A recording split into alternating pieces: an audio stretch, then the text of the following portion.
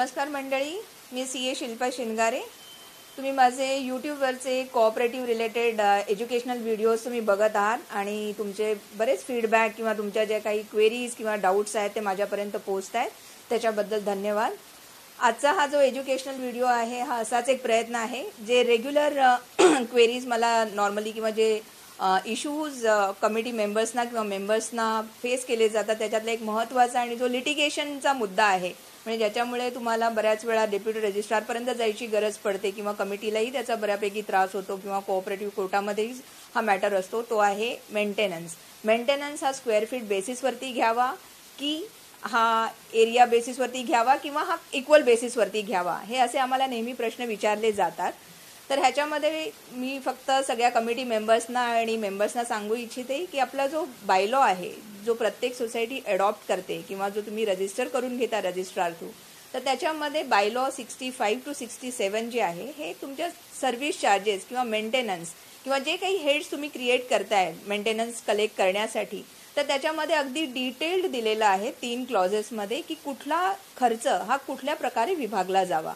म्हणजे जर property tax तुम्ही कलेक्ट करत असाल तर तो एरिया बेसिसवरती येईल. तुमचं पेंटिंगचं काम होणार असेल तर तेही कदाचित ते मोस्टली एरिया बेसिसवरतीच व्हायला पाहिजे. पण जर तुम्ही मेंटेनन्स किंवा सर्व्हिस चार्जेस म्हणत असाल तर ते इथे स्पेसिफिकली म्हटलेलं आहे की तो इक्वली शेअर व्हायला पाहिजे. तर जेव्हा आपण सर्व्हिस चार्जेस म्हणतो किंवा मेंटेनन्स म्हणतो त्याच्यामध्ये आपल्या काही सर्व्हिसेस असतात ज्या आपण एका थर्ड पार्टीकडून घेतो. म्हणजे आपल्याकडे तुमच्याकडे हाऊसकीपिंग सर्व्हिसेस असेल, तुमच्याकडे सिक्युरिटीवाला असेल, आपल्याकडे गार्डनर असतात, स्वीपर असतात, सोसायटीमध्ये मॅनेजर असतात, त्यांची सॅलरी असते.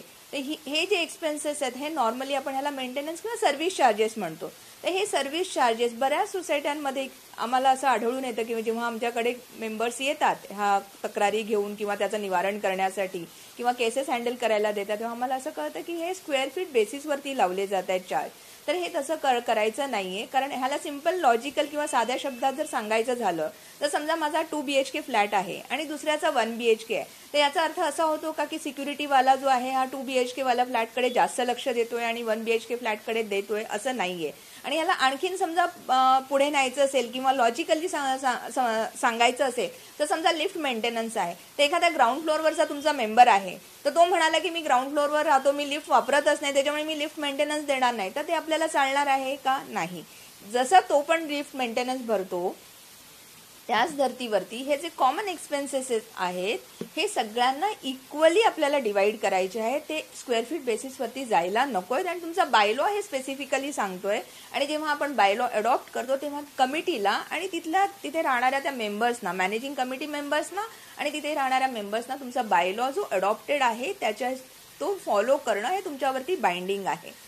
आणि ह्याला जर मला सपोर्ट करायचं असेल तर आपलं कोऑपरेटिव्ह डिपार्टमेंटचं एक 2000चं सर्क्युलर आहे आणि त्या 2000च्या सर्क्युलरमध्ये असं स्पेसिफिकली म्हटलेलं आहे की मेंटेनन्स किंवा सर्व्हिस चार्जेस जे आहेत हे सोसायट्यांनी इक्वल बेसिसवरती शेअर करण्यात यावे. म्हणजे जर समजा तुमच्या बिल्डिंगमध्ये 100 युनिट्स असतील आणि तुमचा खर्च समजा 10,000चा येत असेल तर 10,000 भागिले 100 म्हणजे तुमचा प्रत्येकाकडून जो मेंटेनन्स येणार आहे तो 100 रुपये टुवर्ड्स तुमचं सर्व्हिस चार्जेस किंवा मेंटेनन्स चार्जेस म्हणून कलेक्ट केला गेला पाहिजे. तो कुठल्याही प्रकारे तुम्ही स्क्वेअर फीट बेसिसवरती घेण्यात येऊ नये असं त्या सर्क्युलरमध्ये स्पेसिफिकली म्हटलेलं आहे. आणि हे सर्क्युलर 2000चं जरी असेल तरी ते रेट्रोस्पेक्टिव्ह म्हणजे मागच्या दिवसापासून, आणि ती डेट आहे 26 मे 1999, त्याच्यामुळे सर्क्युलरची व्हॅलिडिटी पण 26 मे 1999 पासून आहे. सर्क्युलर हे 79A डायरेक्शन खाली इश्यू केलेलं आहे, त्याच्यामुळे हे सोसायट्यांना फॉलो करणं मॅन्डेटरी आहे.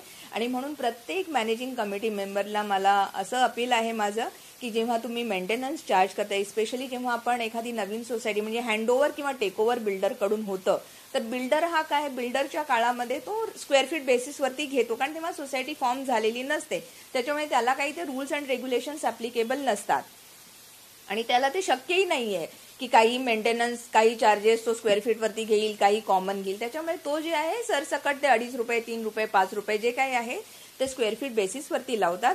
पण एकदा का आपली हाऊसिंग सोसायटी फॉर्म झाली, आपल्याला एक लिगल स्टेटस कोऑपरेटिव्ह सोसायटी म्हणून मिळालं, आपण एका act Maharashtra cooperative society act खाली जेव्हा आपण रजिस्टर होतो, त्याच्यामुळे त्या ऍक्ट खाली जे काही तुमचे म्हणजे ऍक्ट आहे त्याच्या प्रोव्हिजन्स आहेत, रूल्स आहेत, नियम आहेत, अधिनियम आहेत, बायलॉज आहेत, सर्क्युलर्स आहेत, डिपार्टमेंटने इश्यू केलेले नोटिफिकेशन्स आहेत किंवा GR आहे, हे फॉलो करणं प्रत्येक कमिटीला मॅन्डेटरी आहे. आणि त्याच्यामुळे प्रत्येक कमिटीने ह्या गोष्टीचं थोडंसं दखल घेणं गरजेचं आहे की जो कॉमन मेंटेनन्स आहे हा किंवा कॉमन सर्व्हिस चार्जेस जे आहेत हे फ्लॅट ओनर्सकडून किंवा तुमच्या गृहनिर्माण संस्थेमधल्या तुमच्या सभासदांकडून किंवा फ्लॅट धारकांकडून हे तुम्ही इक्वली कलेक्ट करा. आणि ते कुठल्याही परिस्थितीमध्ये स्क्वेअर फीट बेसिसवरती करण्यात येऊ नये, कारण हा एक वादाचा मुद्दा होऊ शकतो. आणि अननेसेसरी जेव्हा वाद निर्माण होतो, कारण हा लॅक ऑफ अवेअरनेस आहे, त्याच्यामुळे वाद निर्माण झाले की त्याचा जो फटका आहे तो सोसायटीला बसतो. कारण त्याच्यासाठी तुम्ही जे कन्सल्टंट अपॉइंट करणार त्यांना तुम्हाला फीज द्यायला लागणार, प्रोफेशनल फीज, आणि ते कुठेतरी मेंबर्सकडूनच त्याची भरपाई होते.